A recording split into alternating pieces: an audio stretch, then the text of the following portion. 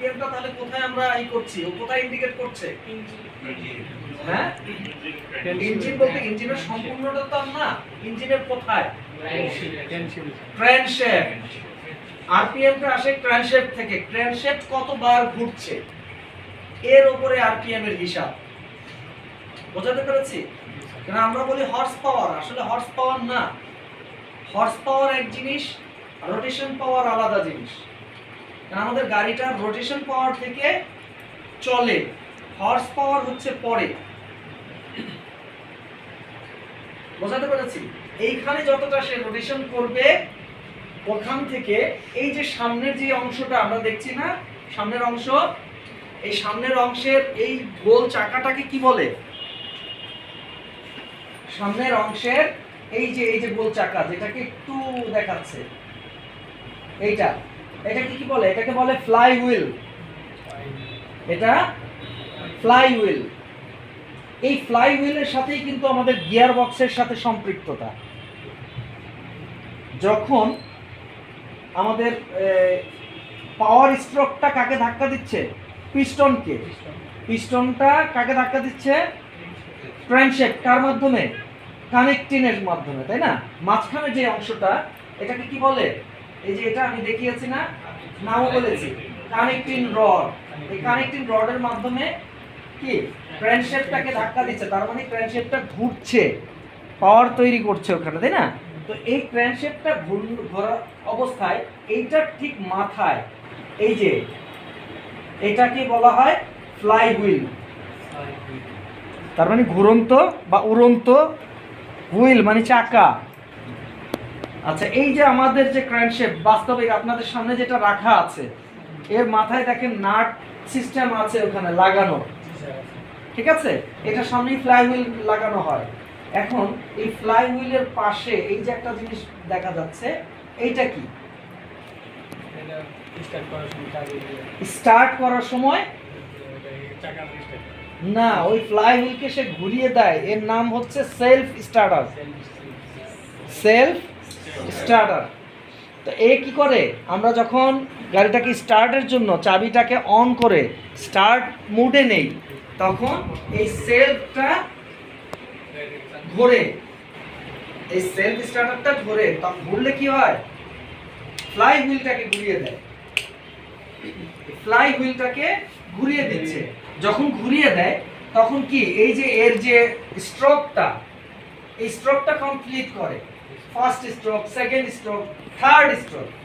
তার মানে কি পাওয়ার স্ট্রোকে যায়। যখন পাওয়ার স্ট্রোকে যায় তখন কি হয়? অটোমেটিকলি সেখানে পাওয়ার সৃষ্টি হয় এবং ইঞ্জিনটা স্টার্ট হয়ে যায়। কিন্তু এই পাওয়ার স্ট্রোকগুলো যদি সে কমপ্লিটলি সার্কেলটাকে কমপ্লিটলি সে না করতে পারে, কমপ্লিট না করতে পারে, তো সেই ক্ষেত্রে ইঞ্জিনটা স্টার্ট হবে না। আমাকে পর্যাপ্ত পরিমাণ শক্তির এখানে প্রয়োজন আছে। অনেক সময় আমাদের ব্যাটারি ডাউনের কারণে এই সেলফ স্টার্টারটা ঘোরে ঠিকই, ইঞ্জিনও ঘোরে, কিন্তু পর্যাপ্ত পরিমাণে শক্তি হয় না। এখানে যেই সময় অনুপাতে প্রয়োজন আমাদের ওই রোটেশনটা, সেই সময়টা হয় না। কম হওয়ার কারণে এটা স্টার্ট দিতে চায় না। অনেক সময় হয় না এরকম, আস্তে আস্তে ঘুরছে। কারোর গাড়ি হয়েছে এরকম? কেউ বাস্তবিক দেখেছেন? দেখেননি? আস্তে আস্তে গ্যাঁ গ্যাঁ গ্যাঁ গ্যাঁ করে ঘুরছে, আমি সেলফ দিচ্ছি, গ্যাঁ গ্যাঁ করে শব্দ করছে, কিন্তু স্টার্ট নিচ্ছে না। এর অর্থ হচ্ছে ব্যাটারি দুর্বল, সে পর্যাপ্ত পরিমাণে ঘোরাতে পারছে না সেলফ স্টার্টার। এখন যখন স্টার্ট হয়ে যাচ্ছে, তার পরবর্তী সময় যদি এই সেলফ স্টার্টারের সাথে যদি বেঁধে থাকে, তাহলে কি হবে? জ্বলে যাবে। কেন জ্বলে যাবে? কেননা এর রোটেশন পাওয়ার এবং সেলফ স্টার্টারের রোটেশন পাওয়ারটা সেম না। আরপিএম এর এটা করা হয়েছে 1 ইনটু, ড্যাশবোর্ডে লেখা থাকে দেখবেন, 1 ইনটু 1000, 1 ইনটু 1000, মানে একবার যদি ঘুরে, মানে আমাদের ওইখানে যদি কাঁটাটা একই ওঠে, একবার ঘুরে না, একই ওঠে, তাহলে মিনিটে 1000 বার ঘুরে এটা। এটা হচ্ছে নরমাল। আমরা যখন স্টার্ট করি তখন এটা নরমাল পাওয়ার থাকে 1-এ, তার মানে মিনিটে 1000 বার ঘুরতেছে। বোঝাতে পেরেছি? যখন আমরা চাপ দেই তখন কি হয়, পাওয়ারটা বেড়ে যায়। 2 মানে 2000, 2000, 3 মানে 3000, 4 4000, তো এইটা 7 8 10 পর্যন্ত আছে। তো এতটা পর্যন্ত নেওয়া যাবে না, কারণ আমাদের ফ্র্যাকশনটা বেড়ে গিয়ে ঝামেলার সৃষ্টি হতে পারে। আমরা চলন্ত অবস্থায় এই জিনিসটাকে ইউজ করতে পারবো, কিন্তু এইভাবে করলে আমাদের ঝামেলা হবে।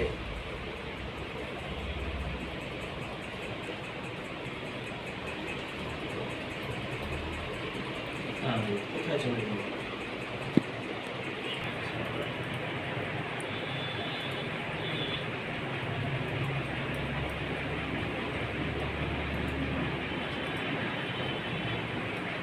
আচ্ছা, স্ট্রোক তো আমরা দেখেছি না?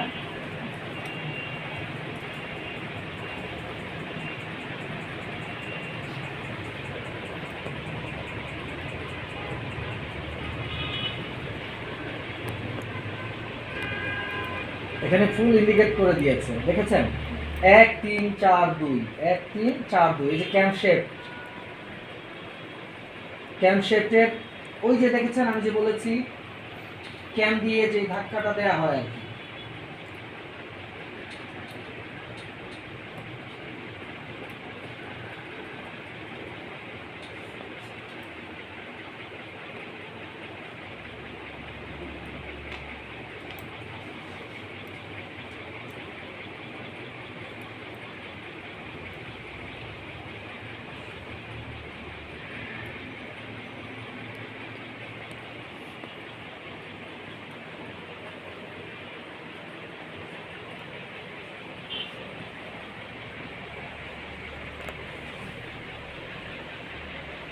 ফ্লাইহুইল,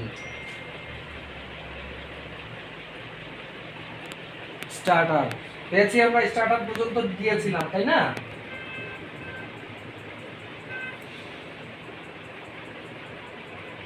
V6 গাড়ি, 6 সিলিন্ডার, এগুলো বড় গাড়ির জন্য আর কি, এগুলো আমাদের না, বড় গাড়ির। তুমি কি করলো আবার?